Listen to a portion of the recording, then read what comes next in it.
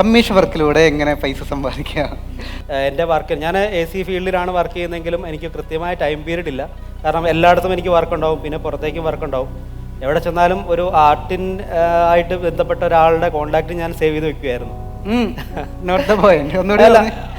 ആർട്ടിൻ്റെ, അതായത് ഞാനിപ്പം മൂന്നാർ റിസോർട്ടിൻ്റെ വർക്ക്, അപ്പോൾ റിസോർട്ടിൻ്റെ വർക്കിന് ഞാൻ അവിടെ ചെല്ലുമ്പോൾ അവിടെ ആർട്ടിൻ്റെ ഇതുപോലെ പെയിൻറ്റിങ് സെയിൽ ചെയ്യാൻ വേണ്ടി ആർട്ടിസ്റ്റ് വന്നിട്ടുണ്ട്.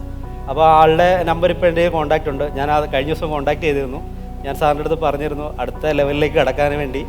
അപ്പം അതൊക്കെ എനിക്ക് ഗുണം ചെയ്തിട്ടുണ്ട്. ഇപ്പോൾ ആർട്ട് ഫീൽഡിലോട്ട് ഈ ലെവലിലെത്തിയപ്പം കർണാടകയിലൊരു വർക്കിന് ഒരു ഷോപ്പിംഗ് കോംപ്ലക്സിൻ്റെ വർക്കാണ്. അവിടെ അവർ ഭയങ്കര ഭക്തിയുള്ള മലയാളീസ് തന്നെ ഒരു അയ്യപ്പൻ്റെ ചിത്രം ഒരു ഓയിൽ പെയിൻറ്റ് ചെയ്യാൻ വന്ന ആളുമായിട്ട് ഞാൻ നിരന്തരമായിട്ട് കോൺടാക്റ്റ് ഉണ്ടായിരുന്നു. കാരണം ഫീൽഡ് ഇഷ്ടമായിരുന്നു, പക്ഷേ പഠിക്കാൻ സമയം കിട്ടിയില്ല.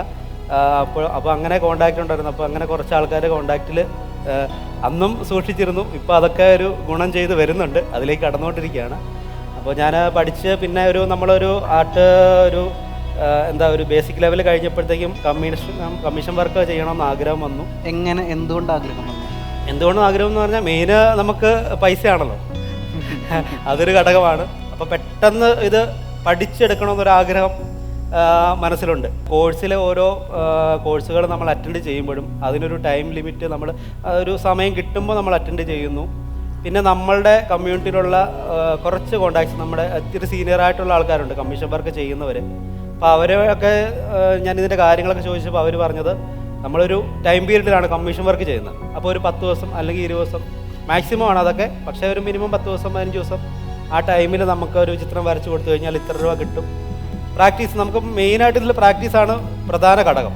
ആ പ്രാക്ടീസ് ശരിക്കും നമ്മൾ കോഴ്സ് കണ്ടുകൊണ്ട് മാത്രം അതിൻ്റെ പ്രാക്ടീസ് കണ്ടിന്യൂസ് ആയിട്ട് ഞാൻ ചെയ്യുന്നില്ലായിരുന്നു.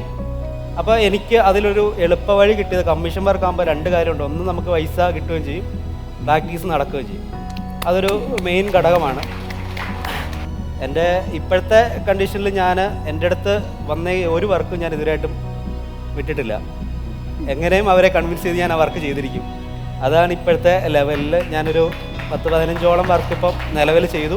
ഒരു 6-7 വർക്ക് പെൻഡിങ് ഉണ്ട്. നമ്മുടെ ഓൺലൈൻ ആർട്ട് ക്ലാസ്സിൻ്റെ കൂടുതൽ വിവരങ്ങൾ അറിയുന്നതിനായിട്ട് ഈ സ്ക്രീനിൽ കാണുന്ന വാട്സപ്പ് നമ്പറിലേക്ക് ആർട്ട് ക്ലാസ് ARTCLASS എന്ന് ടൈപ്പ് ചെയ്ത് ഒരു വാട്സപ്പ് മെസ്സേജ് അയയ്ക്കുക.